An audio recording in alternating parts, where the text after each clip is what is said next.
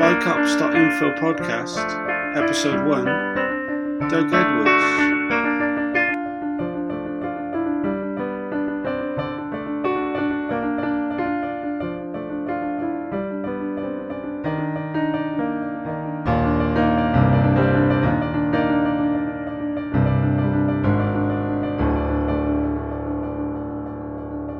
Welcome to the Spycops Info podcast. My name's Tom Fowler and I'm joined with... Chris Bryan from the Undercover Research Group. And today we're going to be looking at one of the officers who gave evidence during the first phase, the first tranche of the undercover policing inquiry, Doug Edwards. So Chris, you wrote an article, you've written a profile on Doug Edwards on the powerbase.info. Who was Doug Edwards? Yeah, so he was an undercover officer who infiltrated initially anarchist groups in the East End of London. So from 1968 till mid-1971. The Special Demonstration Squad was formed as a response to the 1968 Grosvenor Square protest against the Vietnam War, partially to infiltrate groups before the second demonstration that year by the same group. But Doug Edwards isn't deployed until after the second Vietnam War demonstration has already happened. Yeah, he was recruited he was already a special branch officer then, and he was deployed almost immediately after the October demo. So from that we can deduce they had already decided to carry on the squad after that and expand its remit to, I guess, all kind of left-wing anarchist groups. And also sort of black power groups. So at this point, the legend building process hadn't really got to the levels that we knew it would later on.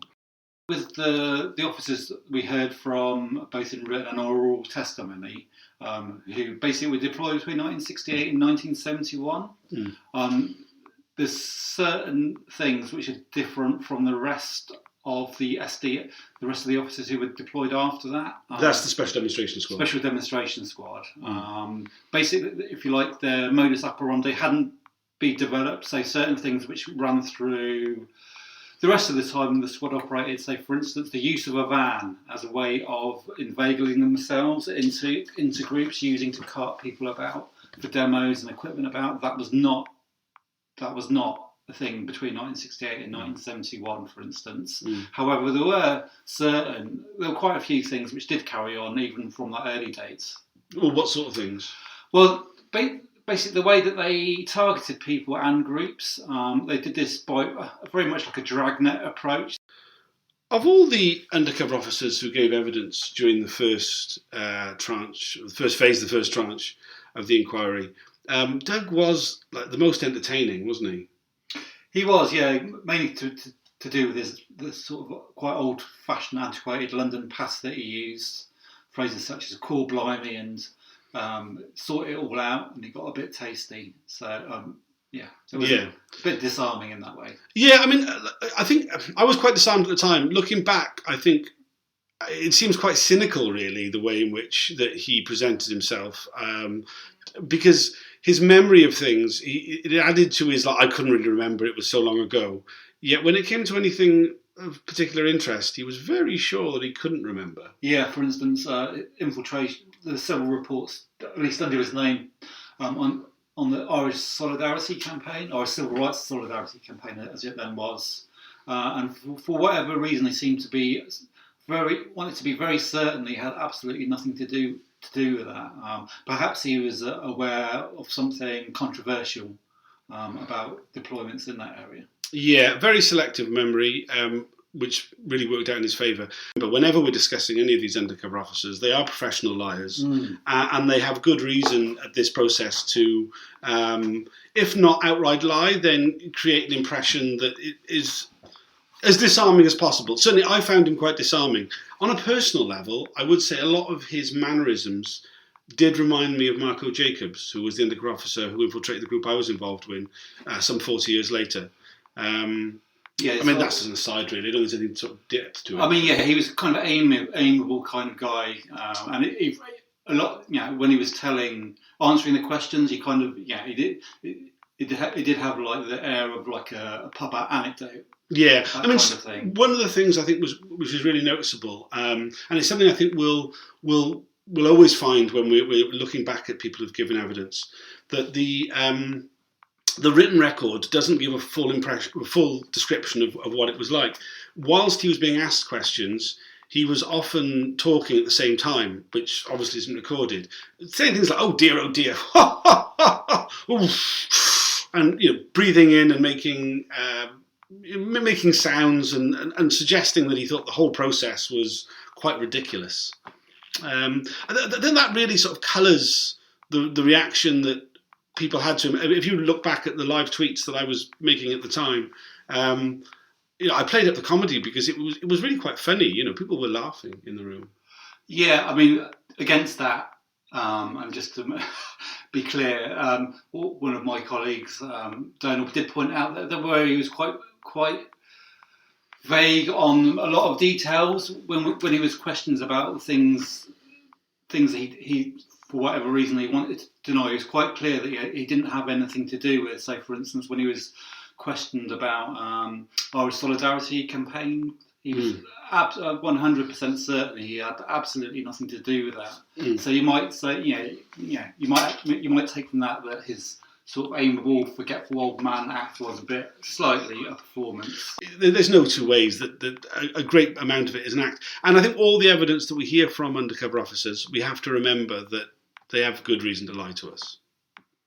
Yeah, indeed. He sent out, he's not really part of a wave of deployments, but if there is a second wave, I guess he is the beginning of that second wave. He's the first officer who's not deployed with the October demonstration in mind, certainly on reports. Yeah. So he sent out, and he sent to Piccadilly Circus to just hang out. I mean, just to explain a bit, I guess most people who know Piccadilly Circus recently think it is a tourist trap. But back then, I suppose it was coming to its end as a place, a sort of bohemian place where people used to hang out. It was kind of like on the edge of sort of like Soho, so as a sort of queer and gay centre, alternative place. And there also was around that time a couple of big squatted buildings as well. So so maybe not quite so ridiculous as it first seemed when he said it. But certainly the police had no. It does suggest the police didn't have enough prior knowledge to send him into a particular group or after a particular target. It was he was just sent out into the wild. It seems like it, and you kind of get, if they did that, it did seem that they didn't have much background knowledge, intimate knowledge of anarchist groups in London at that time. You'd surmise from that. So, that's largely unsuccessful, him wandering around Piccadilly Circus. Yeah, he gives up on that and decides to start to hang around pubs in the East End of London. Which has probably got a much better track record for finding anarchists. And probably Doug felt happier sitting in a pub than just wandering around Piccadilly Circus, you imagine. Right, yeah.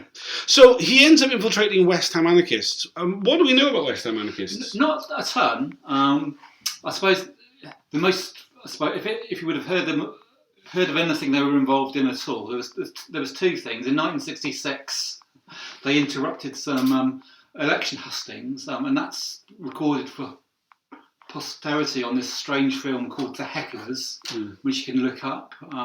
It's actually it's quite a fun film. It's quite a fun film. It's not just about the West Ham Anarchists. No, it's about it's like a US art filmmaker making a film about the phenomenon of people heckling at political meetings, because apparently that doesn't happen in the States. Right, yeah, whereas in the UK at the time particularly it was very, very common. And there's on the I think Tom's going to put the screenshot on, but there's a shot of so I've been told 3 of the West Ham Anarchists looking very much like mods, which apparently they were. So Doug Edwards, he was born in 45, so he would have been a bit older than he would have been a good 5 years older than anybody else in the group, from what we've heard. I guess so. When we say his date of birth, that's his pseudonym's date of birth, not the actual officer, whoever we assume. With all these undercover officers, generally they use their real first name. So I guess his real name is Doug something, but it's not Doug Edwards because it's his cover personality was born on the 8th of August 1945. I'm not sure what that meant or where that came from, that date. Okay, so the group is described as being quite young. He's probably not that much older then. Yeah. So what did he get involved with whilst he was with the West Ham Anarchists? Well, he went to, well, as far as we know for sure, is that he went to like a handful of meetings, and he went to one or two demos, for instance. And he recalls, for instance, he remembered a demo outside the South African embassy in Trafalgar Square. People crying "Anarchista" and people throwing objects at the embassy. As he went on to say, it got a bit tasty. They started smashing windows and it was violent, and there we are. One of the meetings, that's probably should talk about, that he goes to, involves also people from another anarchist group called East London Libertarians, who are a bit better known, at least within, sort of our own anarchist lunchtime, anyway. And they're involved with a much more famous campaign called the Family Squatting Campaign, which squatted a number of houses in the East End of London with homeless families. And Doug writes about this, and in fact he had full knowledge of this before it happened. All the information we're talking about today, or the vast majority of it, is included in the Powerbase profile of Doug Edwards, alias Doug Edwards. I'll put the link in the program notes. But yeah, that as it stands, that's currently everything we know about Doug Edwards. If there's, if you or your grandparent were in West Ham Anarchists and think you have something to add, please do get in touch with the Undercover Research Group. Yeah. So one other element we should talk about the reports on West Ham Anarchists is the recording of seemingly irrelevant personal information. Say, for instance, it's recorded that one of the fathers of one of the West Ham Anarchists is employed as a motor mechanic, and another's mother becomes a Christian. Neither you would have thought of any direct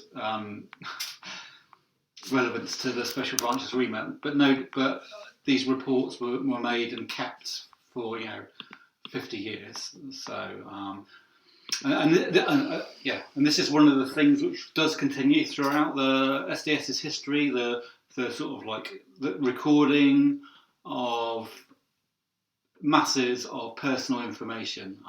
What could be labelled collateral intrusion, but I would say, for it to be collateral intrusion, it's got to be accidental, whereas this seems to be deliberate. Yeah. It's a deliberate methodology which continues, and they just get more and more info on not only the people they are supposed to be, in inverted commas, infiltrating, but also family members. People just happen to be in the wrong place at the wrong time, and have quite likely have special branch files opened on them.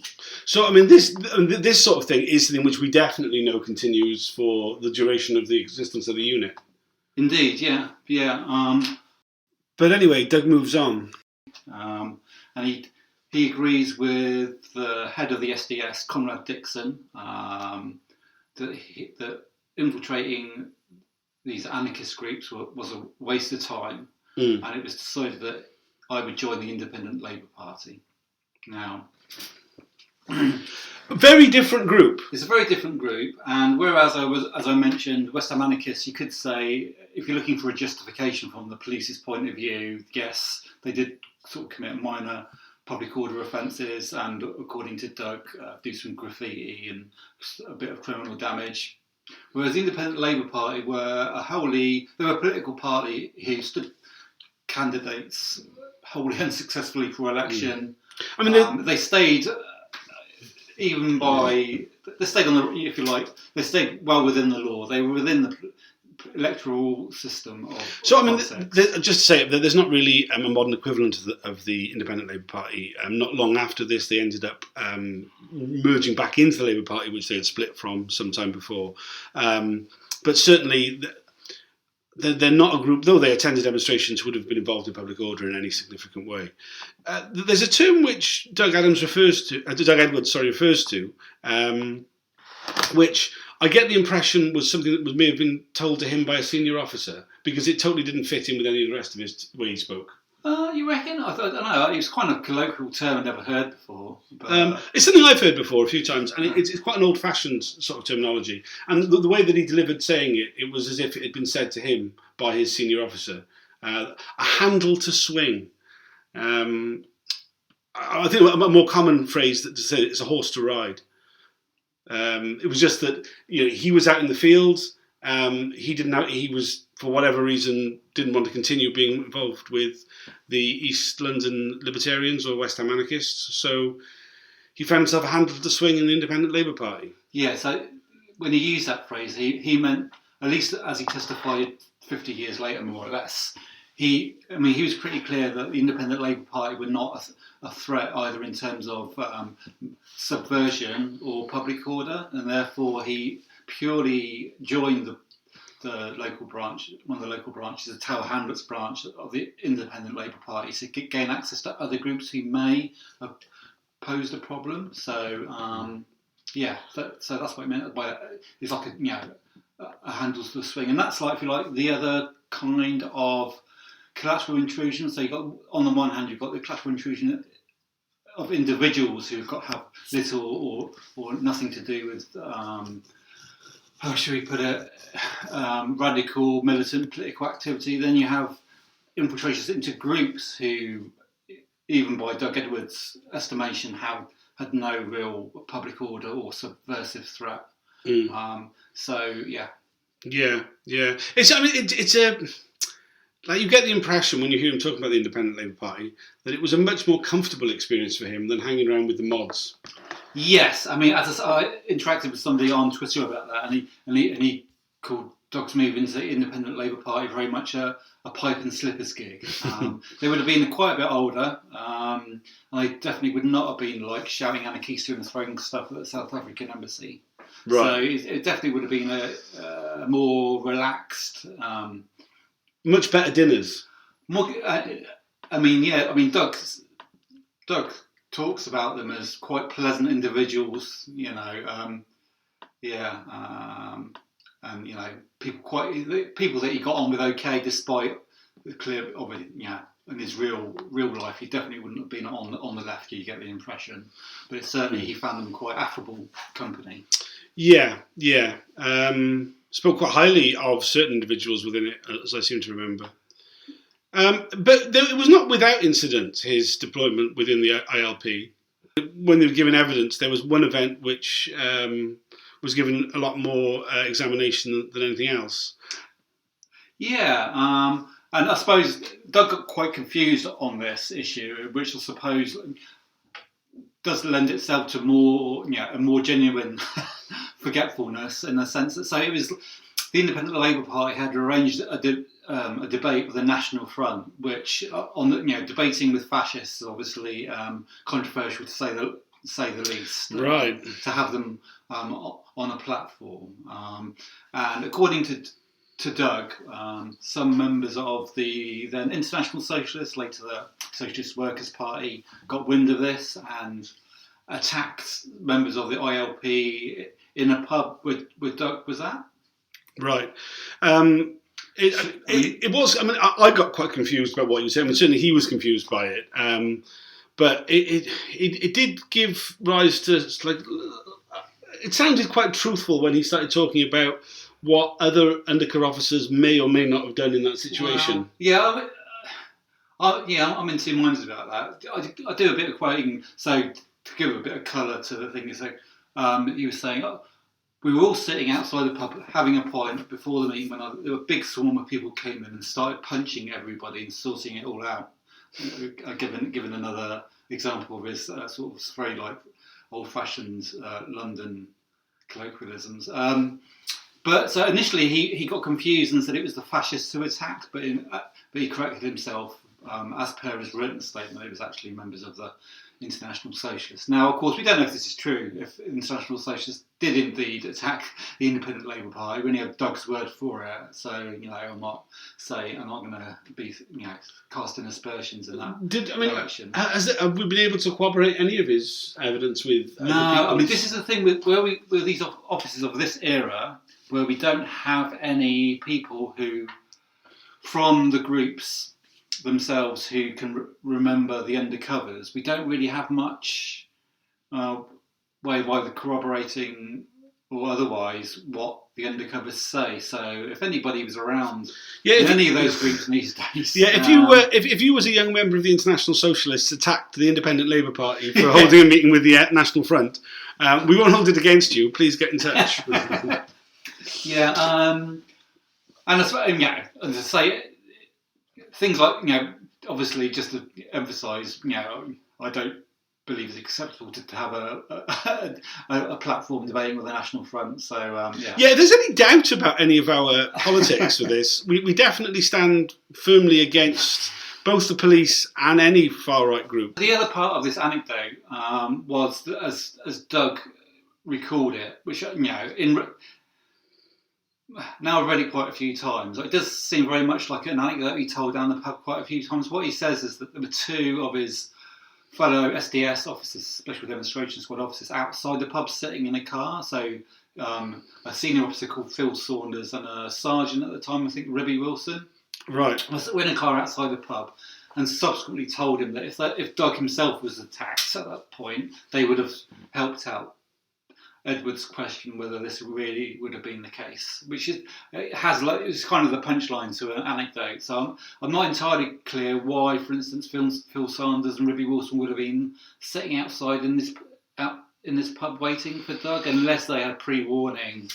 So the meeting was going to be attacked, and in that case, presumably Doug wouldn't have gone to the pub in the first place. So I'm a bit unsure about that. Like a lot of things that we hear from the undercover officers. It often invites more questions than answers. You get these rare ideas that you might be getting a glimpse of truth, but as Chris has pointed out, maybe we're just seeing yet another layer of nonsense.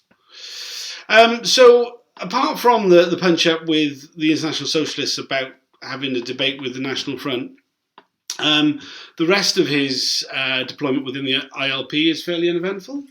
More or less. He becomes the treasurer of Tower Hamlets branch. That's again something we see happening later on quite a lot with undercover officers. And one of the elements of that, officers taking positions of authority or at least being involved in decision making. Doug was specifically questioned on this, and even though he apparently attended a meeting where there was just 3 people from the ILP, which seemed to be some kind of executive committee, Doug still was quite firm that he never influenced the organisation's direction, which on the other hand, that he didn't really explain how he avoided doing so, given the tiny numbers of people at these meetings and the fact they voted on a variety of things. It does sound a lot more like something that his lawyers told him to say, because he was very done. I never affected the direction of travel, whilst also giving evidence that suggested that, of course, he must have been. He was part of a 4-person executive group and the treasurer. Obviously, all these undercover officers have either had the same lawyer or the same company of lawyers advising them, and all of them have been very clear that they didn't act in any way that could be described as agent provocateur. The truth is somewhere else, but there we are. Yeah, I suppose one of the other things which has become more important since the November hearings is the infiltration of Irish solidarity groups. This is from his report. This is dated 1969, 12th of August 1969, 10 past 10. It's a telegram. So, whilst attending to another matter at the Dolphin Public House, what that matter is, we don't know, maybe a pint of ale perhaps, I overheard a meeting of the Irish Civil Rights Solidarity Campaign, which the decision was made by about 15 to 20 young persons immediately to go to the Ulster office in Berkeley Street with the intention of causing mischief. The group were in a militant mood and may cause malicious damage. So we're invited to believe that he's found out all this completely by chance. Well, kind of, but he also mentions in this context that there was another officer around at that meeting, a guy called Sean Lynch. Well, that was his undercover pseudonym, and he's one of the most interesting officers. Sean, of that sort of early area, sort of late 60s, early 70s of the undercovers. Probably Sean Lynch is probably one of the key guys. He was deployed for a long time in a large number of groups. Look forward to a future episode on Sean Lynch. Yes, indeed. And Sean Lynch, according to Edwards in his statement, was one of his best mates, or his best mate within the SDS. Doug claimed there to be some disparity between the written reports we've got with his name on and what he actually reported. Yeah, and he actually went into some detail about how the reports were created. To cut a long story short, he made it pretty clear that he had very little responsibility for the content of those reports, even when some of the content was based on his intelligence, on his spying. So, I mean, he gave the impression, whether this is true or not, but he gave the impression that other more senior officers within the unit were compiling the reports. Yeah, both senior, but also sort of the back office staff, so people of a similar rank to Doug, but they were the ones who typed it up, or added other bits of information which weren't available to Doug, because they were based at Scotland Yard, whereas of course the Special Demonstration Squad officers who were out in the field, they never went to New Scotland Yard. Right.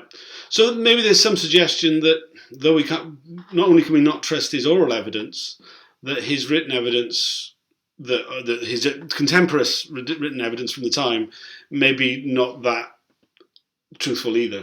Well, we're not sure. There's definitely different accounts from the different officers of who has responsibility, or the amount of responsibility each individual officers have for those reports. For instance, Peter Fredericks, another undercover, who was around at the same time as Doug. I mean, one of the reasons he was given at least why he was sacked was that his report writing wasn't up to scratch. So that seems to give a different impression. How does he withdraw himself from the Independent Labour Party? He just leaves. I think, as he says, he wouldn't be missed, I think is his comment. Right, okay. He gets fed up with it and leaves. I mean, in short, he doesn't have any kind of... unlike later officers where they had quite an elaborate and often traumatic stories of why they had to exit. Often the extraction would take up to 6 months, wouldn't it? Yeah, they didn't have such a developed methodology in those days, for sure. Right. So, have we come across anybody who ever met him whilst he was deployed? Not at all? No, not at all, no. I mean, in terms of I've not managed to track anybody down who was in the ILP at that time, which isn't surprising. I mean, the ILP were, I think it'd be fair to say a lot of the people were older at that point. West Ham Anarchists, in all the SDS intelligence reports have been published. All the individuals' names have been redacted if they are still alive. So we might assume that at least some of them are still around. But I've not managed to track anybody down who was actually in the group. I did manage to find somebody who was in the East London Libertarians and spoke to him, but he only could really enlighten me about the swatting campaign. Obviously, and unsurprisingly, he didn't recall Doug Edwards. So, looking back over Doug Edwards' evidence as a whole, what do you think it tells us about the Special Demonstration Squad and the development of the unit? What does it tell us? I mean, it tells us some things change and some things stay the same. As I was saying, the classical intrusion thing that runs through right, not just through the SDS, but through the latest squad, the National Public Intelligence and Order Unit, NPIOU. Other things did change. They became, I guess, I use sophisticated advisedly, but in terms they had much more elaborate backstories. They had a sort of longer withdrawal strategy, and I'd say almost immediately, though it wasn't the case in Doug's case, other officers did get much more involved with the groups, much more intimate in terms of the way they functioned and more involved, including getting arrested and that kind of thing. So certainly, it's Doug's only deployed for 2 years. 2.5 years, but 6 months of that he would have been in the back office. So right. It's actual live deployment, so to speak. 2 years. Whereas later on we're talking about deployments of 5 years. Well, 4 years was the standard, but as we know, in some officers' cases, that was extended. But 4 years, you'd probably say, is like the median. We're recording this now, early April 2021. We'll be going back to the undercover policing inquiry later on this month for Tranche 1, Phase 2, which will look at officers from 1972 to 1982. That's right, yeah.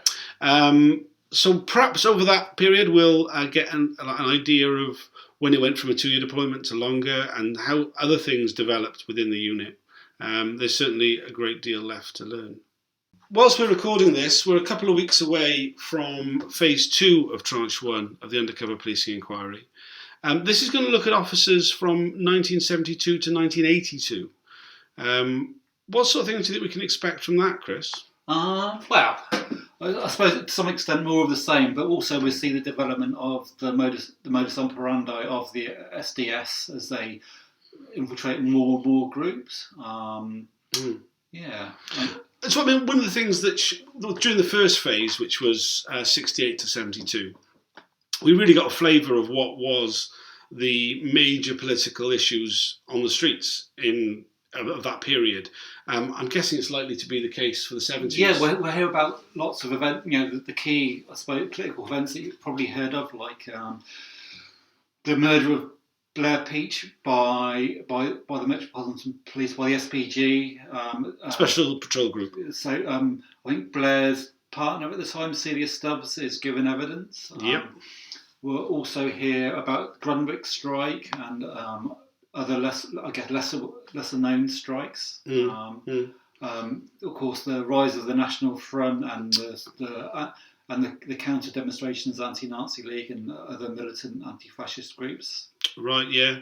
There's a number of deaths, as well as Blair Peach, or other deaths in custody which come around that time. Perhaps those family campaigns as well might be. Yeah, indeed, and also, a lot of the other family sorts. Yeah. If you were involved in public order of any sort or any kind of subversion during the from 72 to 82, I really recommend listening out for what does end up being covered. I'm sure there'll be lots of things that don't get covered because of the nature of these things. But we really, you may find that certain things are mentioned which jog your memory. We'll be covering it in detail, both on Twitter and with daily reports. If you're able to check those out, either live as they're happening or at the end of each day or the end of each week, please do. You can find all of it by just following the hashtag SpyCops on whatever social media you prefer.